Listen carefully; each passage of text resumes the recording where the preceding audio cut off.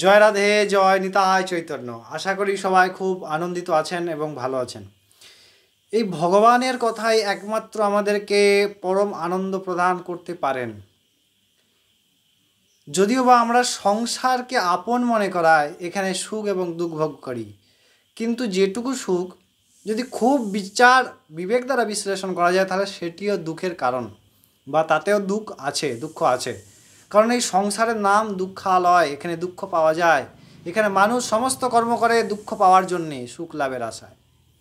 কেবলমাত্র এক পরম পদ আশ্রয়, যে পদ আশ্রয় করলে ভগবৎ প্রাপ্তি হয়, সেই পরম আনন্দের হদিশ পাওয়া যায়, যিনি আমাদের প্রাণ, যার থেকে আমরা প্রকট হয়েছি, আমরা সেই অখণ্ড ভগবানের অবিচ্ছেদ্য অংশ, আমরা সেই ভগবানেরই স্বরূপ। এই সংসারে ভগবান কর্তব্য দিয়ে পাঠিয়েছেন। আমরা আজকে নবমতম শ্লোক আলোচনা করব, রাজবিদ্যা রাজগুজযোগে। এই নবম শ্লোকে যে প্রসঙ্গটি আলোচনা হবে তা হচ্ছে কর্তব্য এবং মোহের মধ্যে পার্থক্য।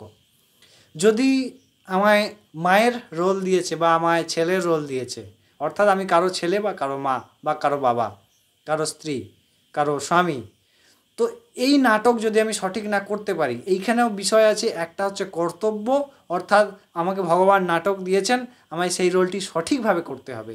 আর দ্বিতীয় হচ্ছে মোহ, আমার এগুলো। যেমন সিনেমার পর্দায় কোনো একজনের স্ত্রী বা কোনো একজনের স্বামী বা কোনো একজনের ছেলে অন্য কারো ছেলে সেজে অভিনয় করে, কিন্তু সে একদম ছেলের মতো করে অভিনয় করে, তবে তার বাহবা হয়। সেরকম ভগবানও কিন্তু আমাদেরকে সেই নাটকে পাঠিয়েছেন। আমরা মোহগ্রস্ত না হয়ে আমরা সেই নাটকের প্রতি জোর দিই। যদি মোহগ্রস্ত হয়ে যাই তাহলে এই সংসার বন্ধন, আর যদি নাটক সঠিকভাবে করতে পারি তাহলে সেই পরমপদ প্রাপ্তি। চলুন আমরা সেই কথায় আসবো। অবশ্যই প্রথমে ভগবানের সুন্দর এই শ্লোকটি আস্বাদন করি। ভগবান নবমতম শ্লোকে রাজবিদ্যা রাজগুজযোগে বলছেন যে ন চ মাং তানি কর্মাণি নিবেদ্যন্তি ধনঞ্জয় উদাসীনা বদাসীনা মা শক্ত্যং তেষু কর্মসু। ভগবান বলছেন, হে ধনঞ্জয়, এই সমস্ত সৃষ্টিতে অব্যক্ত রূপে আমি অনাসক্ত হয়ে থাকায় আমি কোনো প্রকার কর্মের মধ্যে বন্ধন হই না এবং কোনো প্রকার বস্তুর মধ্যে আবদ্ধ হই না। তাই আমি সমস্ত বাঁধন ছাড়া, আমি সমস্ত কিছুর স্রষ্টা হয়েও, আমি সমস্ত কিছুর প্রধান হয়েও, আমি সমস্ত কিছুর প্রাধান্য হয়েও আমি সমস্ত থেকে মুক্ত থাকি। কেন না, আমি কোনো কর্মে আসক্ত হই না।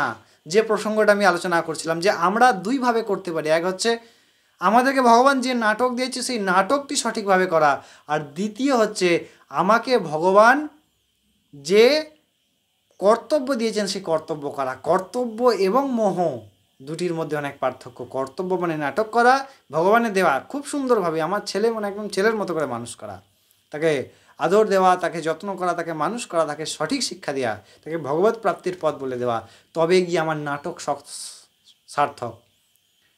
নাহলে এই মানব জন্ম নষ্ট হলে আমরা কতভাবে নষ্ট করছি, বিভিন্ন রকম ক্রিয়া, অসৎ ক্রিয়ার মধ্যে নষ্ট করছি।